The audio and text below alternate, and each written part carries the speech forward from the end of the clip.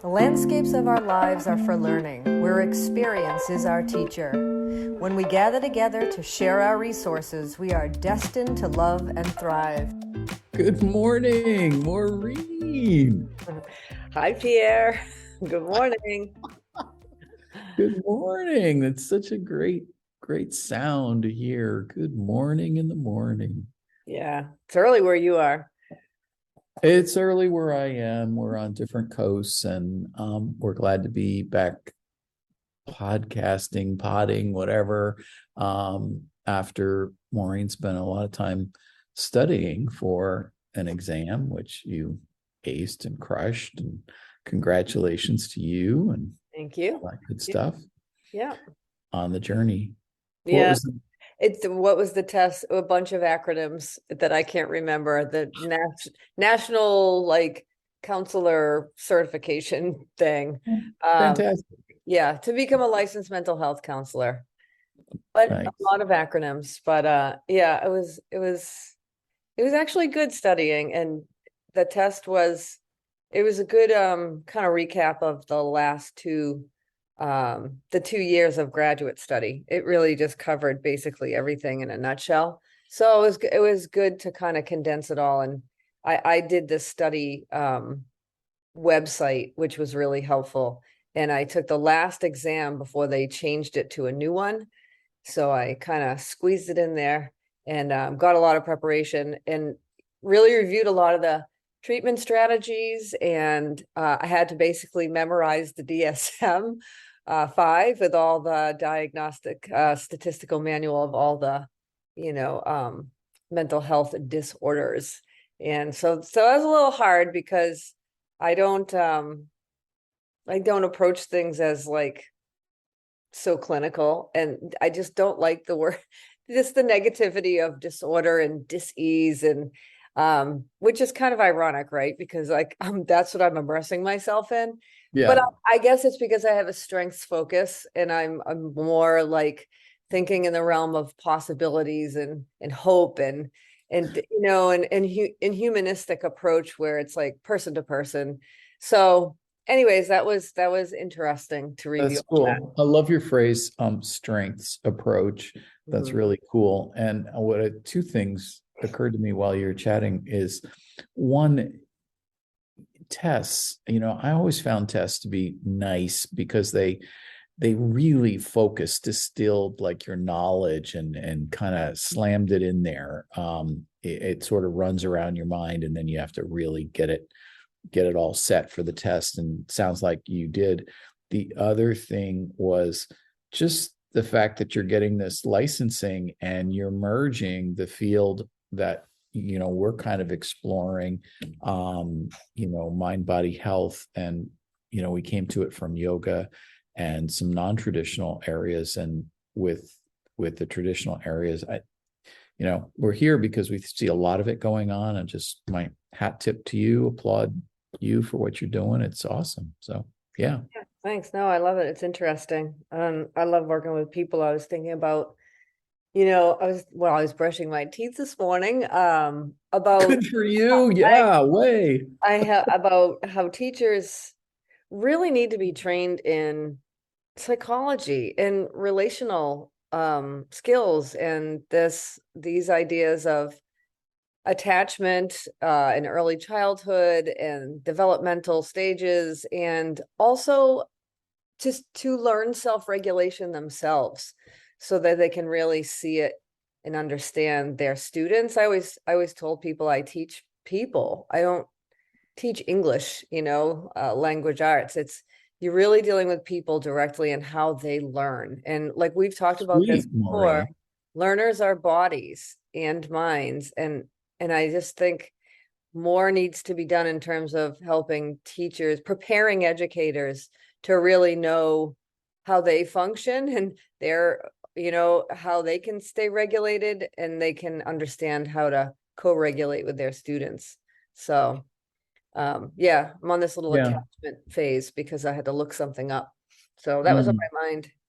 But mind body, right? It's yeah. Well, not just yoga. It's right. It's everything. couple of phrases. I don't teach English, I teach people. It's so sweet. And and this term, I think you bring it up a lot more than I do, and it's very cool. Self-regulate, regulate. It's sort of like dialing in your behaviors. It's non-judgmental. It's something I can wrap my head around really better than some other words around that. Well, it's just understanding stress arousal, how that Yeah. functions in your body, when it happens, what the triggers for stress are, and then what to do about it, how Right. to move with it, work with it, not be panicked by it even more to contribute to make it go higher, but to self-regulate, to calm down, to soothe. And that starts early when come into this world as a body and Right. connected to our, usually the mother, the primary Right. caregiver, and how your immediate needs of your body are met by your original caregiver. And that attachment forms during that first year. And then it expands into having your emotional and psychological needs met as you grow. And if your caregiver doesn't understand how to self-regulate and calm and soothe herself, we'll assume it's the mother, that directly impacts the child's body, right? And nervous How system. does it how does it manifest itself? You've got a primary caregiver that's, you know, flipping out and flaking out and not really seeing the infant's need per se, and standard infants crying, parent gets upset, and a conflagration of emotions starts to spin out of control. Yes. How you know what happens there? Well, that's called attunement, right? Attuning to the child's need. In the ideal situation, the caregiver, the mother is attuned in her body and mind system to the needs of the child. It's just, we call it instinct, like your motherly instincts kick in. The child's crying, you check to see if they need their diaper changed, or what their needs are. And the mother really needs to learn how to read the child, but understanding some people are more easily triggered, right? Like their stress arousal will go up as soon as the baby cries. Or you can see it if like a little kid falls and someone goes, oh, like there's the big reaction from the mother, as opposed to, it's okay, get up, brush yourself off. That's Mm. more calm, regulated. And so we take our cues from that early in life and how people respond to us. But yeah, when that stress arousal goes up, or the mother's dysregulated because of her history and her past, or maybe she has a medical condition, maybe, there's a lot of reasons why Sure. people, but at that high stress arousal, it's like the baby's needs get met with kind of a misattunement. And Yeah. so that's difficult. Basically the parasympathetic nervous system, is the vagal brake, is getting exercised and growing as through this system of attachment and attunement early in life, which is absolutely wild, which breaks the heart rate. Like the vagus nerve will put a brake on the heart rate, slow things down, calm things down. Biologically, I must not have a vagus nerve or something, or it got busted. It's broken. no, you do, because I can tell by the prosody and the tone of your voice and your eye contact with me, and the speed No, you the talk reason at, like it's on, it's working. You no, got it. I know that one of the reasons I mentioned it is because I was in this huge car accident, and when I was 19, and the end result of that was I could not put a brake on my nervous system, and it lasted for decades, and it still kind of happens sometimes, but I've never really understood the physiology around that. So that's interesting. Yeah. You had something in a recent note to me that was a whole big long connection around the vagus nerve. Can you kind of go through that Oh, more? well, yeah, that was yeah, do we really want to go there? We should do a separate episode on that. Well, It just really quickly tee that up for me, and then we'll kind of flip out to Elizabeth Stanley Revisited or something. Well, I can't quickly, Oh, okay. we can't quickly just give you the 411 on that. That was Okay. a whole, yeah, that's explaining when Let's visit it the another brain, time. body, insula, prefrontal cortex. It's too complicated to just do it quickly. I think we should talk about it separately. Okay, that sounds Yeah. good. That sounds good. Um, But the attachment, the reason why it was on my mind this morning is, yeah, and I just want to kind of like think, we've talked about attachment, adult attachment in previous episodes, uh, right. with relationships, adult relationships. So just based on what we just talked about, um, working with people, I I am sort of in the position where I'm often the co-regulator with an adult who, has had their own history of attachment or misattachment or reactive attachment and anxiety and avoidant attachment, so forth. Sure. And you figure that out through time working with people. It hit home for me recently of how much I needed to be aware of what my role was in relationship with a person who's, highly insecure, um, fearing, in literally in a state of insecurity and fear, right? And fearing uh rejection from me as the helper. Um, Hmm. and when people, their stress arousal goes up, and the problem is the relationship with me, that comes into the Right. room. Sure. I was acutely aware of, okay, like, I need to stay calm. I need to be the caregiving mother Right. to help to stay regulated, to respond to this, fear of rejection, fear of abandonment. There was a Right. And people miscommunication who, and a rupture yeah, in the relationship, yeah, and I like had to teach the person, like, this is what's happening. uh yeah. it was very dicey and difficult to manage, but it's Well, still, yeah. yeah, the People who, regulation piece is huge, and still, like, understanding that. So when you're interacting with people just on a regular basis, with that in mind in the background, like, how does this person function in a relationship, and what are the triggers of stress within relationship for this person? right.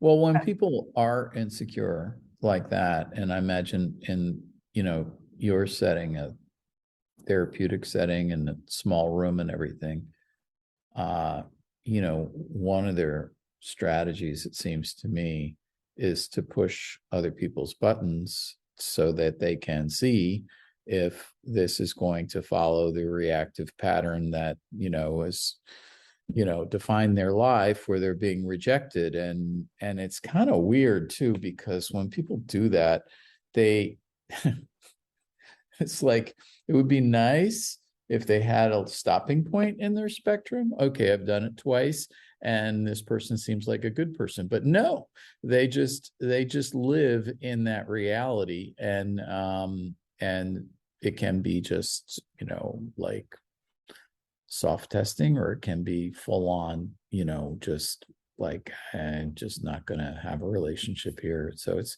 Doesn't it yeah, remind you of a little kid? That's the thing. It's the baby, it's the child acting out with the mother to test the mother. Do you love me? Are you going to leave me? Am I safe to express anything I need to, right? Push the buttons and act out, oh, interesting. right? It's like, that's it, because that safe, secure attachment that first year is the baby needs to know that there's what do they call it? A secure base, which is, we'll say, the mother, the primary caregiver. Mm-hmm. And from that secure base, then the baby can go out into the world. And this is the Jordan Peterson thing, going out on the adventure to the edge and coming back to the safe base and going out to have adventure and coming back and testing and feeling anxious as you move away from that secure base, but knowing that you could come back to it. So you can see how people's fear of abandonment or rejection, if they didn't have that secure base at home, or somehow that got ruptured even later in life through trauma, you can understand why the person behaves the way they do. And I think that key word is understanding, with a sense of compassion and empathy, that person's just suffering with such crippling insecurity, and rather than finding their behavior annoying, right, and kind of confirming what they're trying to do, it's like, hold, you know what I mean? Like, hold, like, this is what's happening with this person, and well, it comes back, I shouldn't say, for me, it comes back to seeing people and letting them, not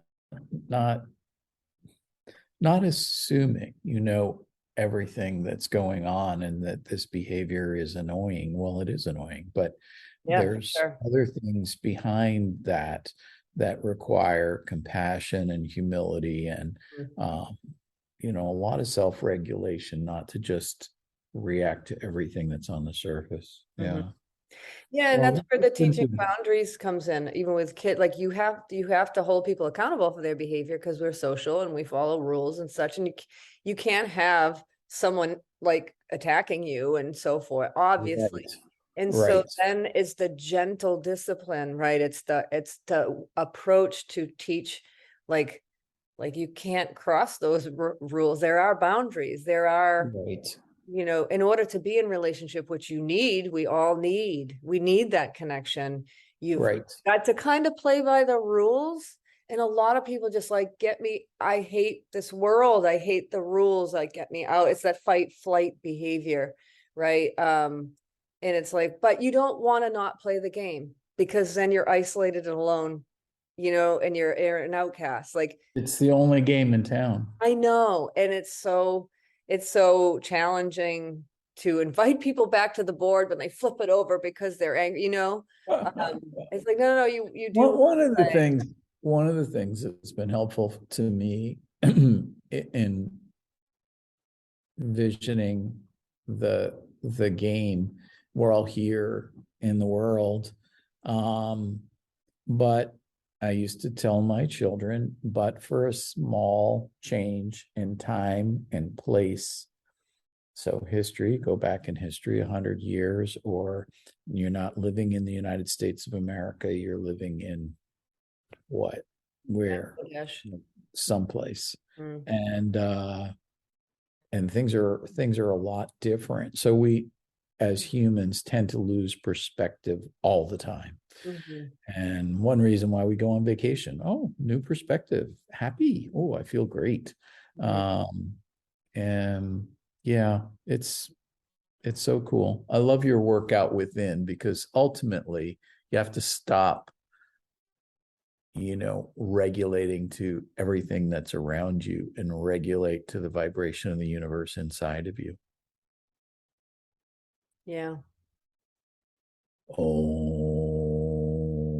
So funny. I did that the other day when I was driving, and I've been singing a lot lately. I was singing like Oklahoma, a song from that. Do you remember that? Oh my God, yes. Oh, what a beautiful morning. I was singing that on the way home yesterday. Oh my God. I was singing a show tune too, and it was Oklahoma, but not that. But it's just flown out of my mind. Well, I think we should sort of wrap this little pod somehow. And 5 a.m. talking about attachment. What's the wrapper on this Show thing, tunes. Maureen? The wrapper is I'm Maureen from Landscapes for Learning. Learn to live and live to learn. That's easy for you to say. I'm Pierre, here early in the morning on the West Coast from Yoga Heals. And peace through grace, my friends. Peace through grace. I love you.